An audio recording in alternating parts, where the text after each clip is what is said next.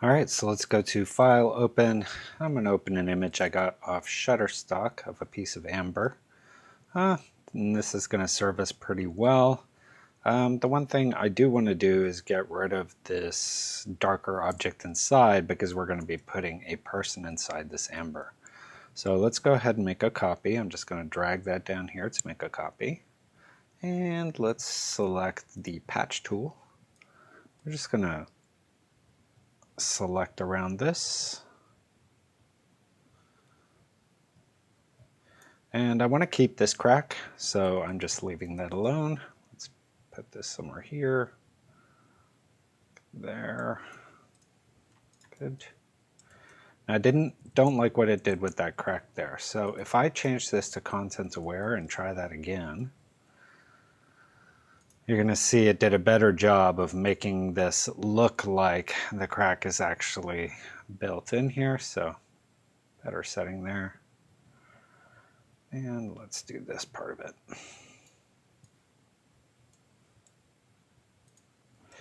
And voila, that works for me. All right, next, let's go to File, Open. I'm going to get this file here, and let's select our quick selection and click on Select Subject. And then I'm going to go to Select and Mask, and in here, I just want to use the Refine Edge brush and paint over the sections that you can see some of the water going through, and that's just going to help make this look more realistic when we're done. Good, I'm happy with that. Let's turn on Smart Radius, set the pixel to 2, and click on OK, and then add a mask. In here you can see the edge of her face here is not the best.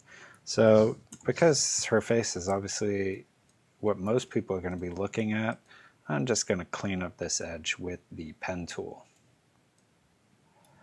And that should do it. So I'm going to make selection, go on my mask, fill that with white, invert the selection, and then just using a black brush, I'm going to paint over that edge.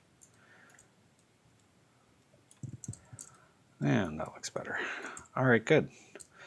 And let's just get rid of this little thing here.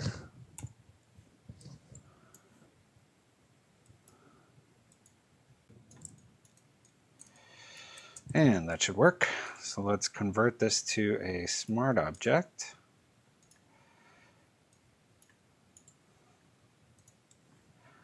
And then I'm going to drag this smart object into our second document here, and then do Command T for transform, and just make this bigger. And I want her face to land somewhere right around here.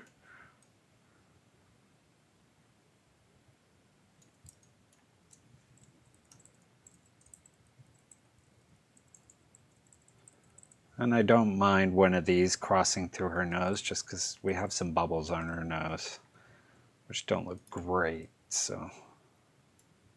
But I think that's good right there. Okay, good. So now in order to push her into the amber, there's two things we have to do. One is we have to make it look like she's inside, which means all the light on her would be colored with this.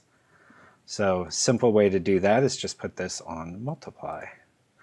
And voila, now we have that color permeating her. Now the second thing is where the glass or the amber changes in shape, we want her to be distorted. We want that light to be refracting through the glass. So to do that, what I'm going to do is I'm going to make a copy of this. So I'm going to go Image, Duplicate. I'm going to change this to grayscale.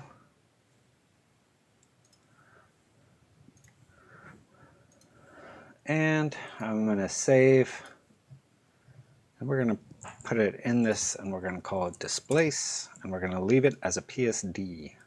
So there you go. All right, and then in here, we're going to go to Filter, make sure we have our woman selected. We're going to go to Filter, Distort, and Displace. We're going to change this to 30 by 30, hit OK, Then it's going to ask us which displacement file we want to use, and that's where this comes in. And you can see what that does. So as you can see, it's distorting everything based on the image below. So where it's flat, there's not much distortion, but where there is a lot of high frequency noise or texture, you can see it's done quite a bit of distorting or displacing there, which really kind of sells this effect that she's inside and you're seeing her through this.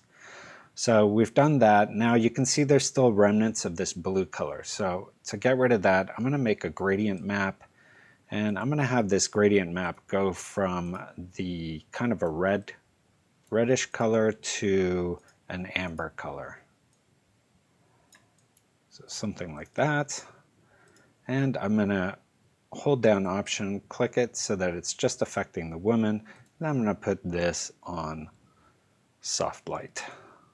So there you can see it's recoloring it, but not entirely.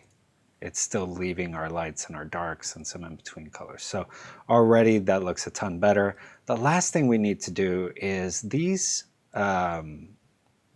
reflections here, these specular highlights on the glass, really should be landing on top of her as well because she's inside the glass. So in order to do that, I'm going to make a copy of this, put it right at the top, go to channels, and what I'm looking for is a channel that has just my specular highlights, which fortunately I have with this blue because there's not much blue in yellow, right? Blue is the opposite of yellow. So let's go ahead and do Command A and then Command C with our blue channel selected, go back onto RGB and then Command V. What that's going to do is it's going to paste our blue layer, our blue channel as a layer here, and then I'm going to put this on screen, turn this one off, and right away you can see now this is starting to go underneath. She's now inside the glass and it really looks like she is. Now part of the problem here is because this is just so white, it's adding a lot of specular highlight to this. So what I can do is I can take this gradient map, make a copy of it, and link it to this so that these highlights, the whites will stay white because it's on soft light, but the midtones will be colored with that amber gradient map there. So already that looks a ton better. I don't like this covering her face right there, so I can just add a mask here and just with a black brush, soft, maybe take down the opacity, just hit this area a few times so her face is revealed. Otherwise, I'm pretty happy with that. And there you can see how you put someone into amber using Photoshop.